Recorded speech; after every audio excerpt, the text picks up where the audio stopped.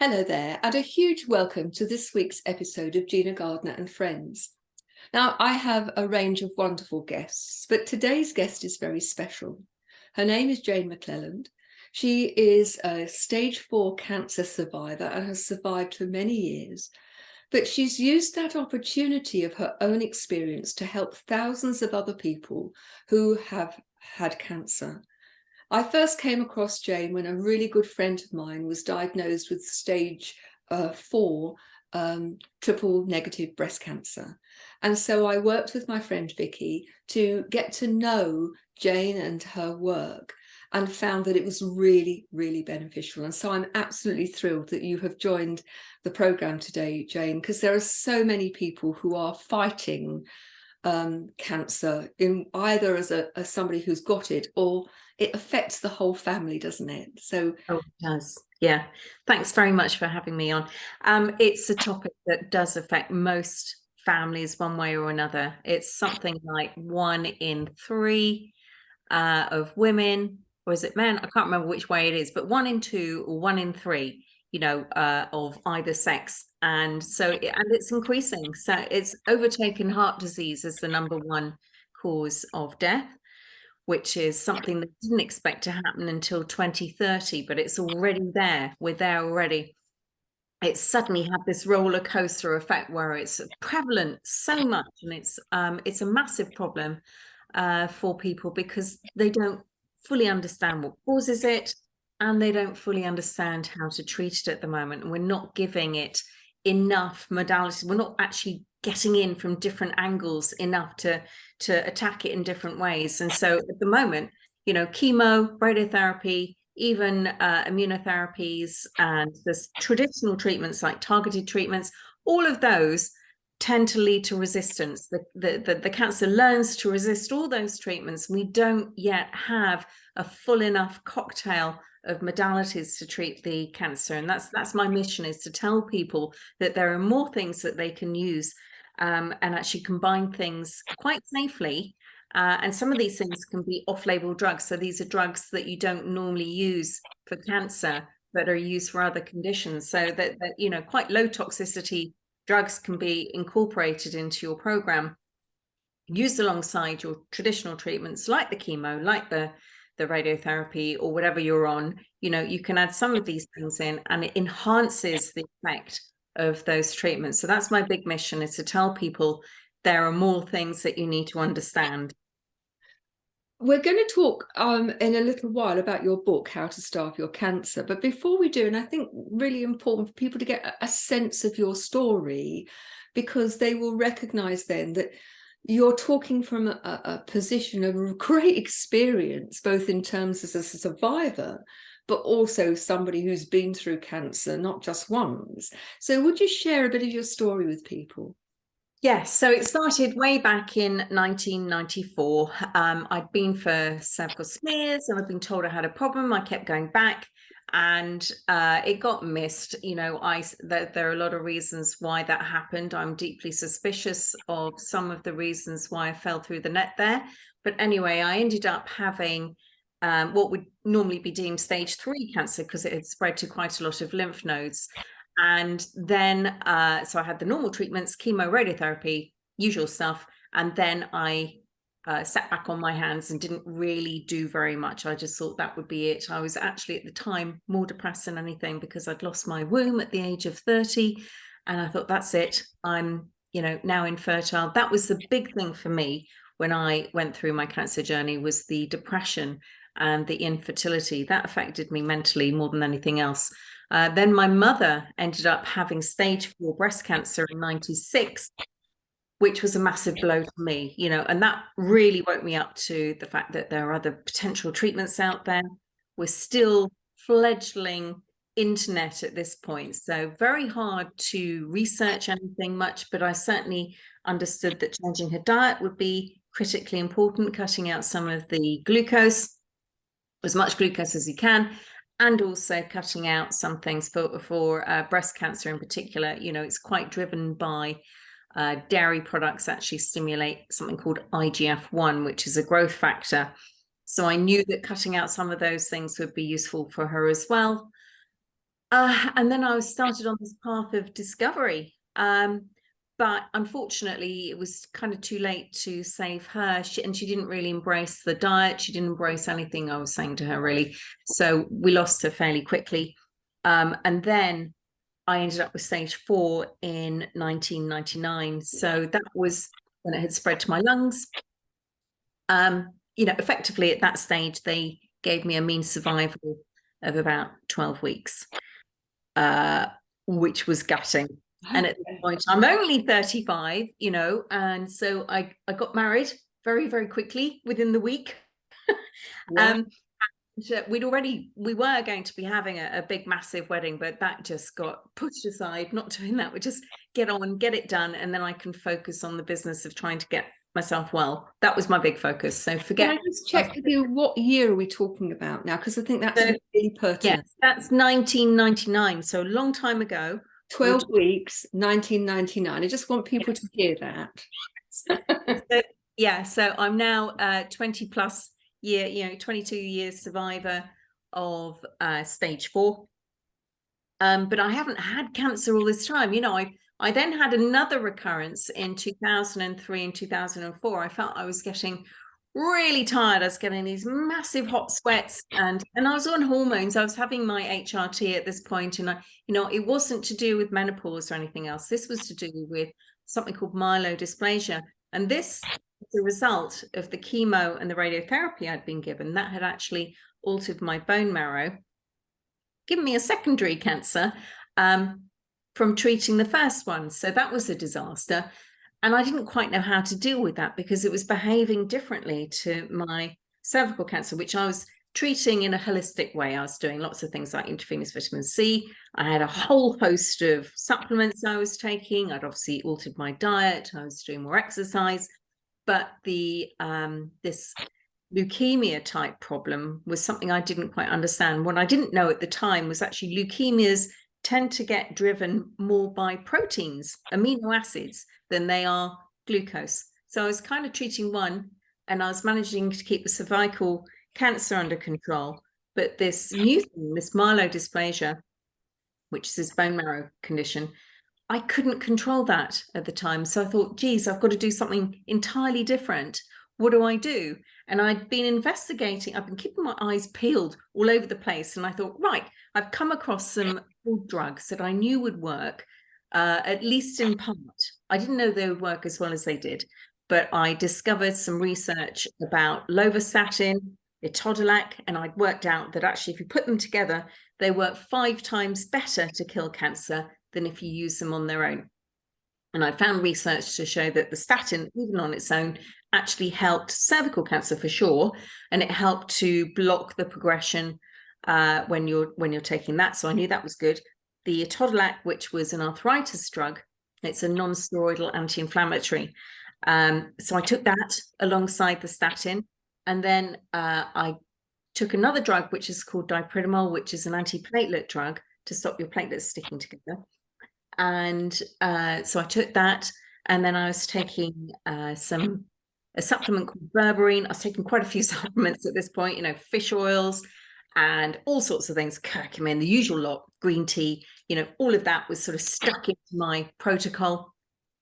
And the end result was that I then had some blood tests which showed that it was haywire, markers were too high. And then 7 months later, I kept tracking myself, but 7 months later, pretty much all gone. I had just a tiny bit of the markers still 7 months later, but, virtually nothing. So I was absolutely thrilled. I didn't know how long that was going to last for, and I didn't stay on the drugs long enough at that point. So I came off them thinking, great, that's it, I'm cured. Wasn't enough. It came back the following year. Boom, it came roaring back again, probably both cancers, to be honest. Both markers suddenly went shooting up. My cervical cancer markers and the leukemia markers were both going up. So I thought, okay, I've got to throw more at it again. So I went back on my drug cocktail immediately, but I stuck with it. I didn't stop after 3 months. I kept going. And even to this day, I'm still, at nighttime, I still take dipridamole, take the statin. I take metformin now as well, which is a diabetic drug. So I'm still doing quite a lot of stuff. I don't know whether I need to, but you know, it's like an insurance for me. I still need to keep feeling that I need to keep on top of things. So I'm still there, but as far as I know, no cancer, touching wood, and feel great. I feel great. And it's now my mission to get people to understand what I did, why it worked. And I've spent a long time delving through a lot of the research to find out why what I did worked. So I had this feeling that I was starving the cancer in some way, but it was, you know, I needed to block down the, so you've got 3 macros in the diet. You've got glucose, which is the carb. You because we've got to go to a short break, and I think that when we come back, what I'd like to do is to explore the underpinning principles of your book, which are based on your experience, How to Starve Your Cancer. So let's go into that after a quick break. Don't go away, we'll be back in a minute.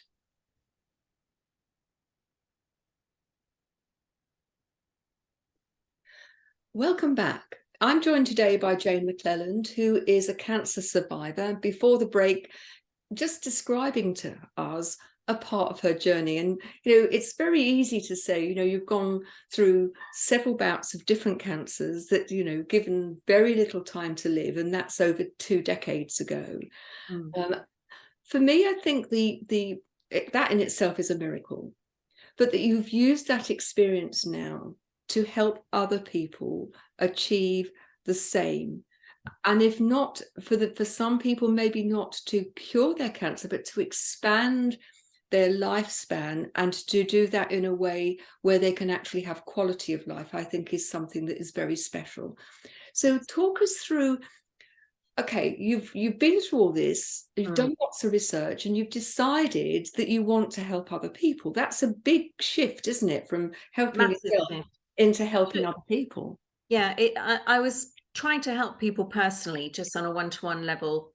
When people had cancer, they'd heard that I'd got better, they wanted help. I then started helping people, obviously for free. They'd come to me, they'd say, I've got colorectal cancer or whatever cancer it was, and I would try and investigate different ways that would be complementary to their traditional treatment. What I don't like to do is say, come off that, don't do chemo. I think that's all wrong. Chemo does have a place. In stage 4, probably less so, and probably needs to be at a lower level than they're currently giving it. But that's my personal view. But we can use other things, other tools, to actually make those treatments work an awful lot better. So I like to work with what people are doing and then enhance it and stop the resistance that you get. That's the reason we have cancer progression, because it learns to resist whatever treatment you're doing. So my whole basis of my book is to try and look at the ways, the metabolic pathways that cancer feeds itself. In other words, the fuel that it takes in, whether that be glucose, whether it be amino acids, so protein type stuff, or whether it's fat. There are quite a few fat pathways that aren't really appreciated in the cancer world. So it was creating a triangle with these. So that's what I did. I created a little triangle with these fuel lines on to try and denote these 3 different macros, the carb, the protein, and the fat, and show that there are some key pathways. If you can learn to block those, then you can actually starve cancer and make whatever traditional treatment that you're using much more effective. I think that's a really important point, that in no way are we saying to anybody here, stop treatment. Yeah. But how can you make the most of that treatment? How can you make the most of your own immune system? Absolutely. And use food and supplements and off-label drugs to give your body the best fighting chance that it has of actually... Yes, and exercise as well. Exercise, I think, is one of the things that really gets neglected a bit. And we need to encourage people to really oxygenate their bodies and actually use their bodies almost like a sink. And what I've seen is some people who do weight training, they increase the size of their muscles, and what happens is the glucose then ends up going to these bigger muscles, which are going, I need more energy, takes it away from the cancer. So you're still, the intake that you're taking of the carbs goes in, but instead of going to the cancer, it's actually being taken up like a sink in the muscles. And I've seen that many times. So actually weight training is quite an important part of the cancer therapy in my mind, alongside things to oxygenate, so aerobic exercise, because cancer really hates oxygen. That's one of the things I try and encourage people to do, is to use oxygen therapies. And in my latest edition of my book, I talk about something called ferroptosis, and that's the oxidation of iron. So it's using the iron that's already in the cancer cell, but you're actually trying to oxidize it using different therapies. And believe it or not, high dose intravenous vitamin C produces hydrogen peroxide, which is an oxygen free radical, and that combines with the iron in the cell. But there are other factors you need to do. Intravenous vitamin C, I think, is a bit misunderstood, because there are resistance pathways that the cancer will learn to use to stop that from killing the cancer. So I've done a whole chapter in my second edition, which then goes into the resistance pathways a bit more. So you learn how to make intravenous vitamin C much more effective. Now, I've read both versions of your book. I mean, as I say, my journey with your work is through my friend Vicky, who had cancer, triple negative cancer, came back. And we found your stuff just as she'd been given the all clear, having had a treatment called cyberknife therapy. And so sadly, at that point, we thought, she's okay, we don't need to do anything. Yeah. But it came back a year later. And by that time, you'd released your second edition. And so we read it. And what I became with Vicky, and I would urge those of you that are going to do this, I became her buddy, because at times she was not feeling very well. And so we both read the book together, and you do an amazing course, which I think it's first rate, that goes alongside the book, because different cancers need different things. And I think the course just made things so much clearer. And having the two of us do it took away some of the workload of trying to work out what to do. When you have cancer, you are overwhelmed.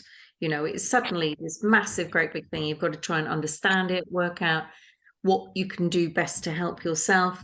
And you have people giving you information all over the place. You get advice from all sorts of different, and weird and wonderful treatments come flying at you. What do you actually do? I mean, it's a fairly basic protocol it's not basic, but I mean, it's the principle of what I do is quite basic. It's to starve the cancer. So it's actually to create a situation where the cancer can't feed itself so well. This slows down its growth.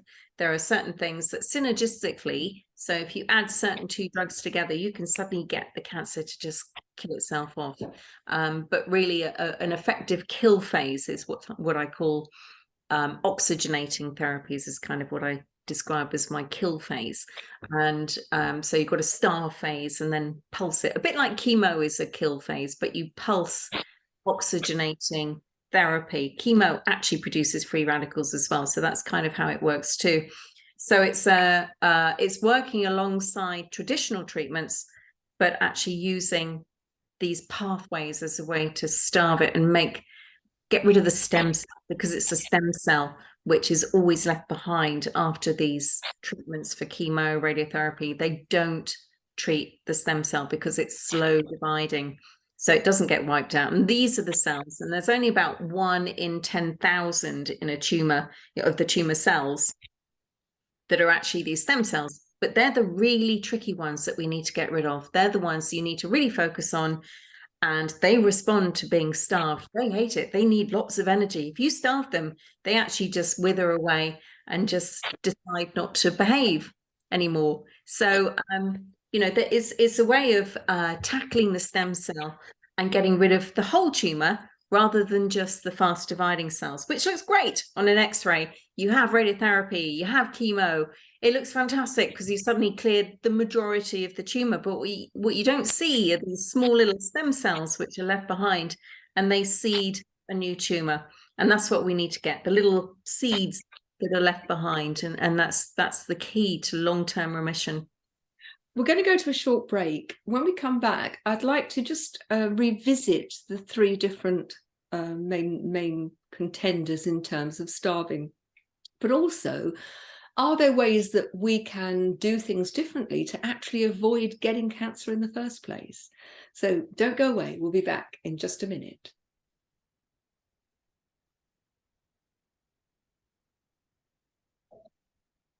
Welcome back. So you talk about these triangle, the pathways, and you've mentioned glucose or sugar, Yep. protein and fat. Now, my Yeah. understanding, tell me if I'm right, is that different cancers like different diets. There are some things that they all like, and I think sugar is one of those. But there are different cancers who have, if you were going to a restaurant, that they would always choose a particular type of food source. Yes. Am I right in that? Exactly. And like I said, the leukemia type problem, that myelodysplasia that I had, was actually feeding more on amino acids than it was on glucose, although it does like the glucose as well. But there are some cancers, for example, Can I just stop you for a moment? Because you find amino acids in protein. So correct. Yes, meat, they fish, are like eggs, the little milk, cheese, and so on. they're like the units of protein, that when you break down a protein, it's a long chain of amino acids. So these are sort of like the single units of protein. So there are lots of different amino acids, and some cancers actually very reliant on arginine, which is a type of protein. Some of them are very reliant on serine, like breast cancer. Arginine, for example, things like melanoma, prostate cancer actually as well, and sarcomas in particular, like arginine. And there are other cancers that like lots of other amino acids. Pancreatic cancer thrives on having this resistance to chemo and to radiotherapy by producing lots of something called glutathione, and that's made from amino acids, and it's like your master antioxidant. So it stops the oxidation, that those oxidating therapies are actually negated by the fact that you've got this glutathione in the cell, and it's made it through certain amino acids like cysteine. So that's what you need to understand, is that the different cancers have this different appetite for what they really want to use. It's not as straightforward. This is a diet, these are the drugs. Absolutely not. I try and teach people, and this is what I do in my online course as well, is break it down so that they understand different pathways are more relevant for different cancers, and that's why they all behave differently. That there's about 200 different types of cancer, and they all have patterns, they all have a fingerprint of how they behave, and that's also how they feed as well. Very important to understand how they feed. And if you understand that, and that's kind of like a new piece of research that is now accepted as a hallmark of cancer, only since 2015 that the metabolism has really been accepted. And also now they're understanding it's all about the tumor microenvironment, and also about the immune system has come into it a lot more, particularly with the immunotherapies, and also the flexibility of that cancer stem cell. So you block one pathway, it just goes, okay, I'll use this other pathway. And you have to understand how, if you block one pathway, what is it likely to do? So you've actually got to block that pathway as well, because you block two synergistic pathways and then you get a much better result. So this is, unfortunately, oncologists tend to treat you with one drug until it stops working. Then they switch completely to another drug. And what they're not doing is working out those resistance pathways and working out what you need to take in order to stop it from progressing. And then, you don't have to keep taking a new drug. You might have to be on one drug for a long time, but hopefully you'll get to the point where the cancer will eventually peter out. That's the plan. So it's all about getting to that metabolism of the cancer cell, as well as looking at the genes, which is what the traditional treatments are all about. It's targeting genes, targeting the fast dividing cell, and not really understanding the cancer metabolism. There's a lot for people to take on board. And I think that understanding these pathways, these patterns of behavior, are incredibly important. Your book sets it out, and there's also a course that goes with it. So could you tell people where they can find you and your book and the course? First stop is probably my Facebook. Actually, no, I'd say my website rather than my Facebook group. Go to howtostarvecancer.com, and then I will have a link on there for my Facebook group, which is a long mouthful, but it's Jane McClelland Off-Label Drugs for Cancer, because that's how I started my Facebook group, because everybody else was doing all sorts of cancer stuff. my point of differentiation was that I had these off-label drugs that were suddenly becoming very suddenly all of interest to everybody, because we realized that there's this huge host of drugs that could help with cancer. And so I started up the site to try and encourage people to look at that. I've also got How to Starve Cancer Facebook site as well. My online course is on Teachable. So it's a whole series. I've got 13 modules and I break them down into short little videos between 3 minutes to 10 minutes. And I've got about 10 videos per module. And that will just go through very, very little chunks. And you can do maybe 3 or 4 in an evening. Well, instead of scrolling through Instagram, you just scroll through my videos and watch those instead. And then go through it, over a series of several weeks, or you can spend an entire weekend doing it, entirely up to you. But it does go through things in a small chunk, so people get to understand the actual basis of what I'm trying to say with the point. It's always, each video is very specific to a particular point about cancer. So it's a complex disease. There's an awful lot to learn. There is. But one of the things about the course that I found really helpful was that there's a print-off sheet. And I used the print-off sheet to actually take notes about the specific cancer that we were looking at. Yeah. And that formed the basis of creating a strategic plan of what to do and when. Yeah. We're running out of time, and it's been a real pleasure to have you talk about this, because I think it's just so important, and I know that it helped Vicky enormously. We are very proud to be members of B1G1, Buy One, Give One, which is a worldwide organisation supporting people who need some help. And it's designed for businesses who want to use giving as part of their marketing. And we're very proud to be members of B1G1, Buy One, Give One. And we invite all of our guests to choose one of 4 projects. And we donate on our guests' behalf. So the projects at the moment are clean water, education, health, and the environment. Which would you like us to donate to on your behalf? I think it's got to be the health, hasn't it? I think it Jane, it's been great to have you on the show. Once again, can you just give your website address so people can take that down? Yes, it's howtostarvecancer.com. Thank you very much. Thank you very much for listening. Really appreciate it. Love to know how you are and how you're getting on. And if you've got a story, so please email me at Gina, Gina, at Gina Gardiner and Friends. Gardiner's got an I in it. .com. That's Gina at GinaGardnerandFriends.com. Take care. And if you or anybody you know is at the moment going through their fight with cancer, I really urge you, get the book, take the course, and take control of your life in a very different way, and give yourself the best possible opportunity. Thanks for joining us. Bye-bye now. Brilliant.